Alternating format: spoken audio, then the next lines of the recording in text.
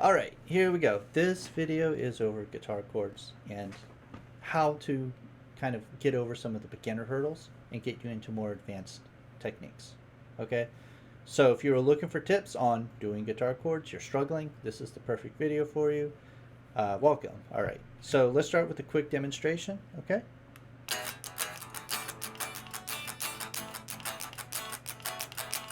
Versus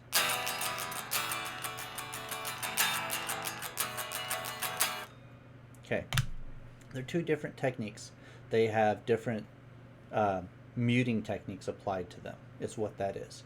And I bring this up because a lot of the times we are focused on getting you to play chords absolutely perfectly.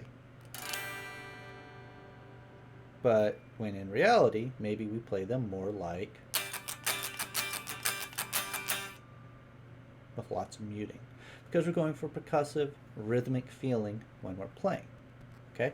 So I want you to keep that in mind while you're learning how to play a chord. Alright? So if you can't do it perfectly, don't beat yourself up about it. A lot of the times we're not playing the chord perfectly intentionally. Okay? So let's go into the first thing and get the table of contents out of the way. We're going to go over the limitations of your hand, like what anatomically in your hand is going to make this hard for you to do. The next thing we're going to do is go over muscle memory. We're going to go over some equipment that you can buy to help you play. If you have smaller hands, then you need to go to the equipment section. If you're really, really struggling, it has a quick, easy thing for you to solve that issue. Then finally, we're going to go over what am I doing as a long-term player that you are not doing, and then we'll end it with an exercise. Okay? So let's get this started. Hand limitations. You got your hand. Here we go. Okay, we got a hand here. Awesome. Your hand does not want to move fingers individually. Move your pointer, your middle move. Move your middle, your pointer and your ring finger will move. Move your ring finger, your pinky will move, and so will your middle. Okay? Here's the deal. When we play guitar, we don't individually move fingers. We move pairs of fingers. Okay? So when we play the G chord, I don't put my middle finger down, put my pointer down, put my ring down, and then put my pinky down. Right? That didn't even work for me, right? It's not built into my muscle memory. That is not how I play a G chord, okay? I put down a pair, and I play, okay? So if you have fingers that are supposed to go on frets and they are very close to each other, your fingers should also be very close to each other. I understand a lot of us know that, like, if you get snug up on the fret, it's easier to push down. That's perfectly valid. However, when we're playing, we want to keep things together. So if my middle finger has to move back a little bit to keep these together, my middle finger has to move back a little bit to keep these together. Because playing like this is going to be much harder than playing like this. Okay? So keep your pairs together. Okay? And for chords that aren't so together, like your D major chord, right? If you're not doing the bar chord, okay? So if you're individually doing it like I do, okay? This one's tricky because your fingers are all kind of doing their own thing, right? Well, except I bunch mine together. Right there. They are all touching. They're going to be stronger together. That's how our fingers work. Okay. Next thing, hand rasp. When you're annoyed and you're waiting and you're... Okay. When we do a technique like that, we don't go pointer, ring, middle, pinky. Right? We don't do that. We do. And it's much faster. Turns out that's also faster for you to do your guitar chords. When I'm working on a guitar chord that I need to learn and I need to piece it together, build my muscle memory, and be able to get it executable within the progression, pointer, middle, ring, pinky. Okay? Pointer, middle, ring, pinky. Just like how we rasp. Some people rasp pinky to pointer, some people rasp pointer to pinky. If you set up your guitar form pointer to pinky, you're going to have a much better time constructing these chords. Keep in mind, you could do the pointer, then you have a pair, then you have the pinky. And you might be saying, well, this pinky is all alone. There's no pair for it.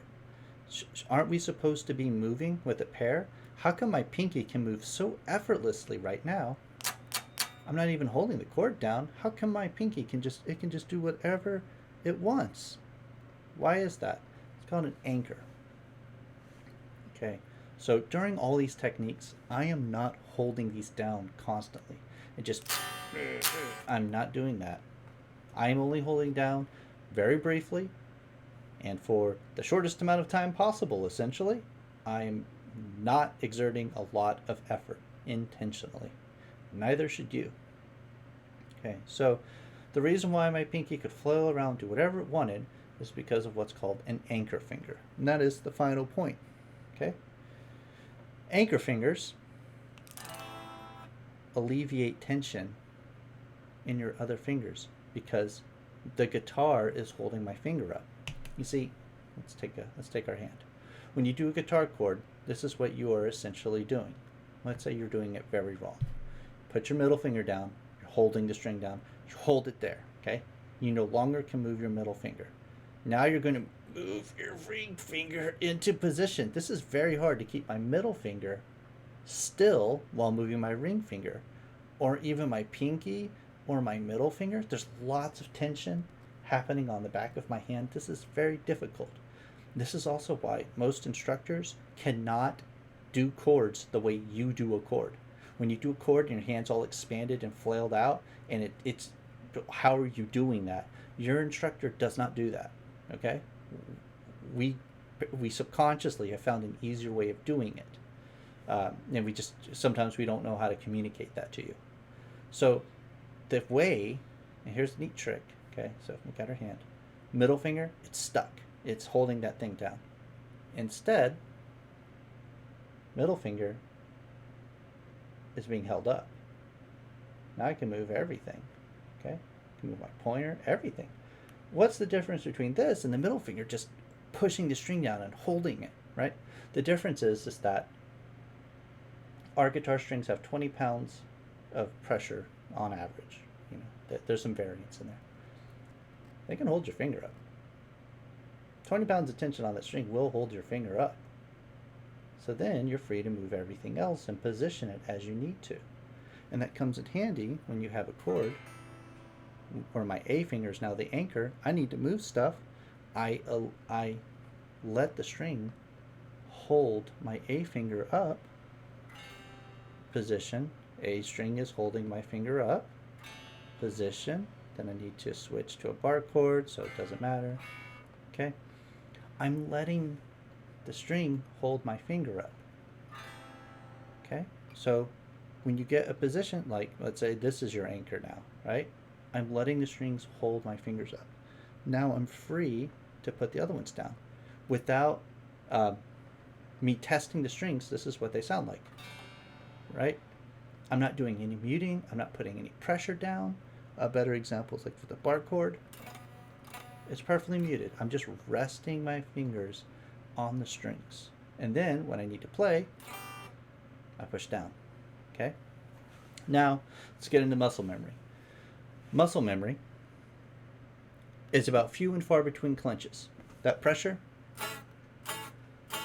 or that death grip, okay? Few and far between. We don't want a lot of troubleshooting going on here. We don't want you individually checking strings. We want you strumming and we want you developing the form. Okay? It's not going to be perfect when it starts. So that's fine. The next thing we want to do is we want to mime chords. You got a C chord here? If I could play C today, right? You got a C chord here.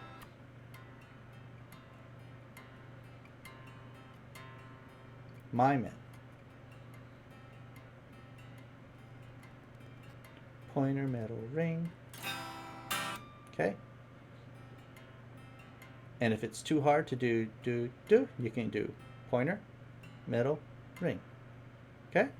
Miming it, and just mime it for 60 seconds, especially E minor. Right? That's very easy to mime. Like, I don't even have to have proper form. Okay? Mime it. Just get the motion in your hand. You want the muscle memory in your hand for when your brain tells your hand to do a G chord. When I do a G chord, I don't look at it and go, oh, I need to put my fingers here and then do that and then play it. I say, play a G chord. And my hand does it. So you don't want to have to manually check it. You want it built in, and miming the chord is going to help you do it. And miming does not involve troubleshooting issues. Like, oh no, I'm not holding it down enough. Doesn't matter. Mime it. Okay? Next thing is crab claw. Crab claw is kind of where pressure does matter, and crab claw is from the bar chord video, which if you're like, oh dude, you didn't cover bar chords here, there's a different video for that. Crab claw is about pressure, play, release, mute. Pressure, play, release, mute. Pressure, play, release, mute.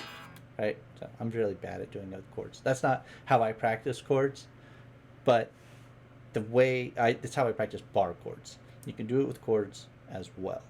And that's the deal about it, is that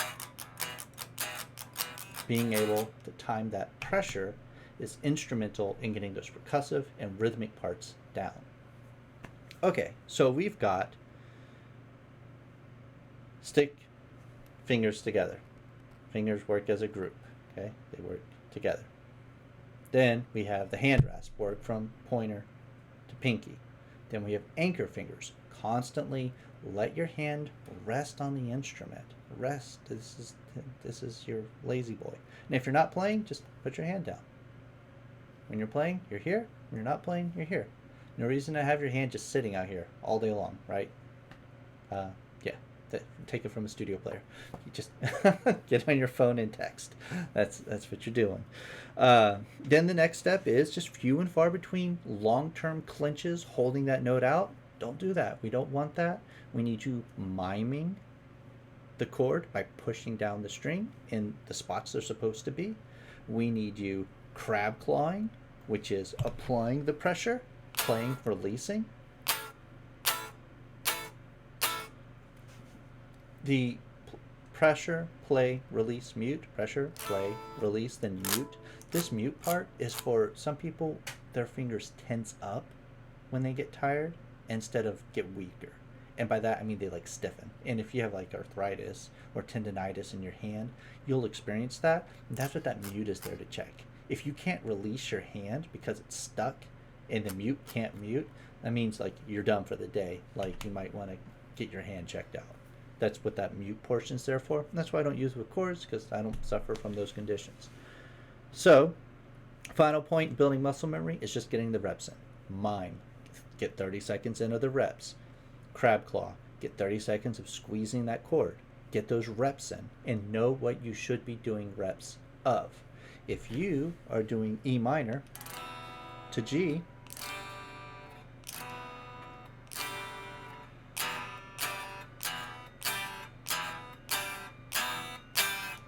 then you need to be going back and forth between the chords and not just, oh, I practiced E a lot, E minor, and I practiced G a lot. Shouldn't I just be able to glue them together? And that is not the case. That's the hardest part of chords, is putting them together the time that you're given. Okay? So back and forth between them if you need to learn them. Back and forth. Practice what you play, sort of thing. Okay, now let's get to equipment really quick. Equipment. So obviously guitar strap. If you don't have a guitar strap and your guitar is like this, okay, this is going to cause you to have to bend your knuckles more when you play. So you can see my knuckles right now. Okay, they're bent quite a lot. Let's get me playing correctly. They're bent quite a lot. Okay, but if I bring it up, you can see that My knuckles aren't bent, so come down here, like that does not work. I can't keep my elbow that low. I have to bring my elbow up, and in turn it pulls my wrist away. And as I pull my wrist away, you have to bend your knuckles more. If you have a guitar strap, you can change that. If you are happy here, keep playing here. If you're not happy here or you're curious, get a guitar strap and bop and try this. This way you can feed more wrist into your technique and there's less bend in your knuckles. Okay? But if you're happy here, keep playing here. If you're happy with it like all the way down, keep playing in the way that makes you happy. Just avoid straining yourself. Okay? Next thing is a capo. Okay, all my friends with small hands, this is for you. Okay? Why should you be learning on the biggest section of the guitar if you don't have relatively large hands? It doesn't make any sense. I didn't learn on a section of an instrument that was obnoxiously huge. Did I buy a bass guitar that's like first frets like that? Like the two frets here, the first fret's like almost that much. It's about that much actually. Did I put 6 strings on that and play guitar and learn that and have to stretch my hands out to learn the basic open chords? I did not. Neither should you. Okay? You find a spot on the guitar, you put your capo down. Capos cost like $10. Don't buy this one. It's horrible. If you recognize it, don't buy it. Okay? And then from here,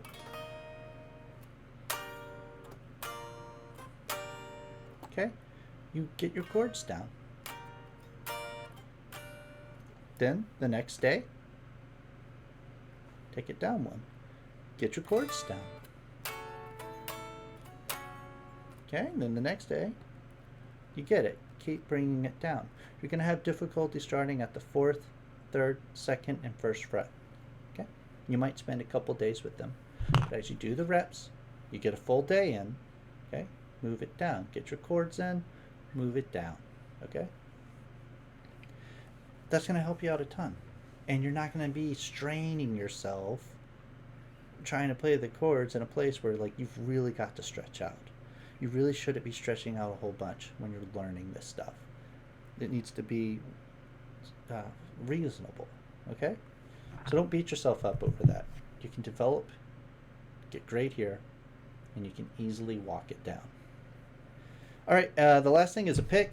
Pick's really hard for me to describe. Just buy a variety, test it out, see what works for you. What you want with a pick for chords that we're talking about is you want to easily be able to. That's what you want, okay? So when I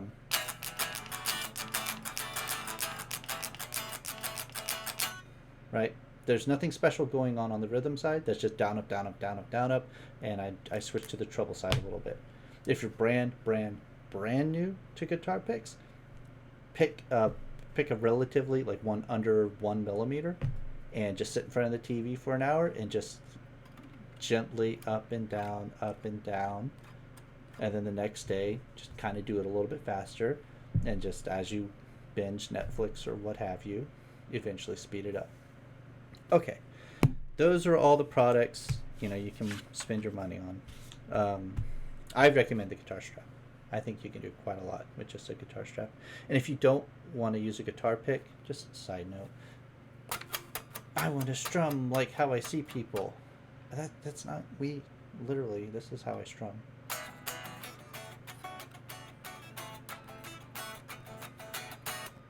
Literally, it's just I don't even move my hand, okay?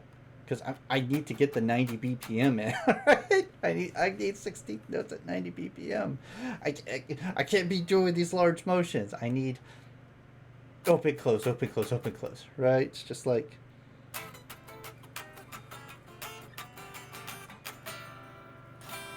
Oh, this sounds so bad, but it's right. Hate that part. Okay, so now let's get into the long-term portion of it. So, like, if you had any questions about the prior stuff, maybe the long-term player perspective will help you. Number one, what am I doing that you're most likely not doing as a beginner is left and right hand muting. I am left-handed. I play guitar in standard position, which means my left hand is my fretting hand. Because this is my dominant hand, I can use it to mute things. I use my fingertips to mute strings. See, like you can see me bending the string. I'm not playing that string, I'm just muting it. And that's if I need to, right? So the string is muted, okay? I can mute with all sorts of different stuff with my left hand. It's great. With the right hand, it's with the palm. Or me, I use the top of my hand because I'm silly, okay? So palm. You can use your palm to mute. I prefer left-handed, obviously, because I am left-handed. So if you aren't left and right hand muting, that can explain why maybe you don't sound like the part you're trying to play. Lots of muting goes on. Sometimes you're trying to do a chord and you're like, oh, I need to play like all the notes like this B7. But in reality, the person playing it's muting a whole bunch of notes, and you're killing yourself learning a chord that person's not really playing. So the next is what do I do that you don't do and that other musicians do is that we have a warm-up. And my warm-up is a circle of fifths of chords. I'll just play it real quick.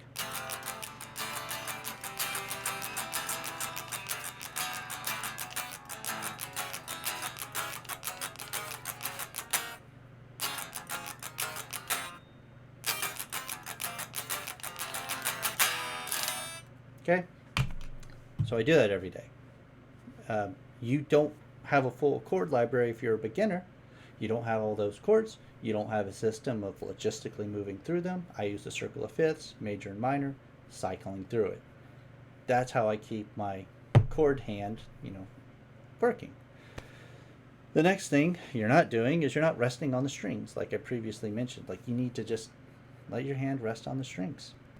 And you're not resting enough. You take breaks. Your hands get tired. Take a break.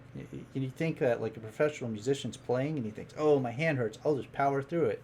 That's a really great way of getting arthritis. It's a really great way of getting tendonitis. We don't do that, okay? I mean, some of us do, but you want to avoid that. So the next thing is, I kid you not, the lowest effort.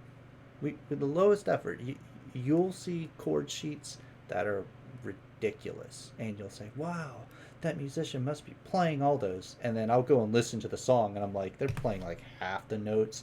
Most of them, they're not getting the chord right? They've got it muted. B7's notorious for that. Okay, you have to realize that these people have to play this song over and over and over again live. Over and over and over again. Yeah, they're going to get okay at it. But a lot of musicians aren't 10 out of 10ing this stuff. Okay, because not everyone's a virtuoso. There are a lot of people who do get them right, and the thing about it is that getting something 8 or 7/10 of the way, no one in the crowd's going to know. I'll know, and I won't care because I'm like, yeah, I do that too. This is something that you'll need to be more advanced to understand, but basically, 7 chords get derived down to 5 chords and get put into open positions. Like, that's a thing. People do that. Okay, so the next thing that players who have more experience do is they get their wrist and elbow positioning correct, which during the equipment section I was talking about how this impacts it. Like my elbow, it locks my elbow in, right? And I had to bend my knuckles more. More experienced players know that they can feed more wrist in, and that your elbow sway impacts how your hand lines up with the instrument. So the better aligned forward and back, left and right your hand is with the instrument, the better you will perform. And over time you develop this comfort spot where you just like, this is where I play. This is what it feels like to be in these positions over time. And as a beginner, you won't have the muscle memory, and you might not know that these positions are incredibly important for your long-term playing skill. Okay, the next part that more experienced players have, rather than just their experience, is we know the shapes. Like we know what F major shape, we know what D minor, we know what D, we know what A minor and A and E minor and E, right? And we know what a minor is off the A chord. We know the open positions. We know the bar positions. We know them from E, string, A, string, and D string, okay? We know all that. And that has nothing to do with the endurance of your hand. That has to do with you getting the material and learning it. So if you're like, I'm exhausted and I can't play today, really great day for you to go and learn chord shapes and just draw them however you like to. I put them in Microsoft Excel because I'm a weirdo. So, but learn them. The next thing is we selectively optimize our hand position to be able to do weird chords. Okay? So you'll find that sometimes people have this thumb over the top technique. Okay? Okay, sometimes you'll need to do a G chord, and you'll need to play. You can't really see that, can you? Yeah, it's really hard. So this is where my ring finger is, right?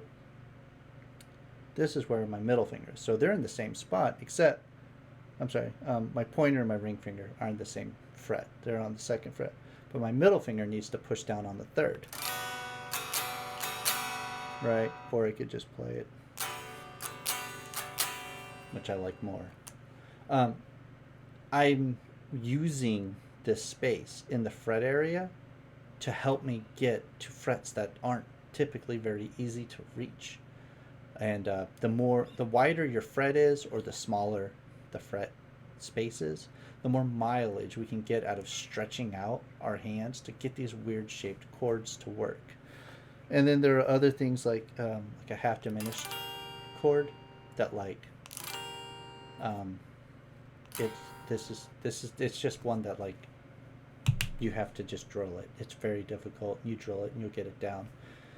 All right, so that's pretty much between a beginner and an intermediate. The big one is having a warm-up that integrates the chords into a process that you can use. And if you only play in the key of E and you only play blues and you only practice your major and minor 7 chords, more power to you. That's all you need. Just keep in your wheelhouse. Just keep them drilled so they're fresh and you can use them regularly. If you do this for work or if you do this for fun, it is fun to be able to be good at what you're trying to do. All right, the last thing we're going to go over real quick, because this video is too long, is finger isolation training.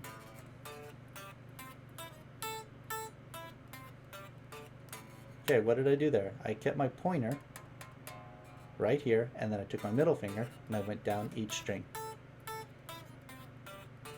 And you're saying, well, how does that help me when I'm doing chords? Well, maybe you have a chord like this. Okay? And your middle finger needs to be able to go all the way down to the E. Okay? Then you do it with the next finger.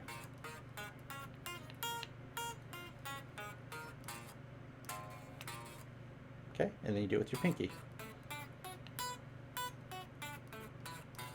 Ta-da! Okay? Then you have your middle and you do your ring. Okay? Then you do your pinky. Okay? Then you have your ring finger and you'll be moving your pinky down it.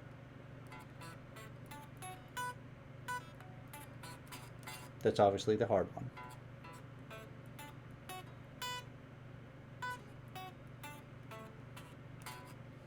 Okay, they're not significantly difficult for an intermediate player.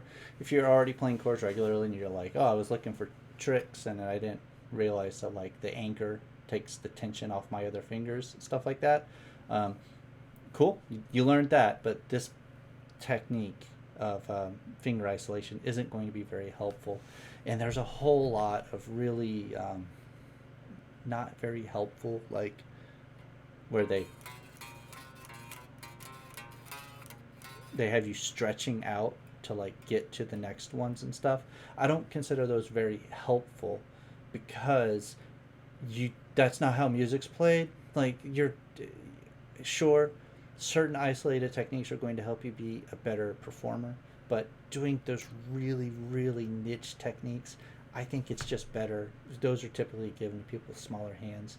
Um, I think it's better just put the capo on and have them play chords on a spot of the instrument where their hand fits, like, and then just work your way down. That way you're doing chords all the way down, and not some weird different technique and then switching over to chords, and then it's still hard because like that's a mess. Like, let's keep it simple. You want to learn chords, we get you on chords. Okay, so this video is like 30 minutes long. I think that's about enough for it. I'll have a follow-up video that goes over my circle of fifths exercise. Oh my god, I'm going to do that. Okay, but yeah, that's it, and I am tired, and I hope you have a great rest of your week or day.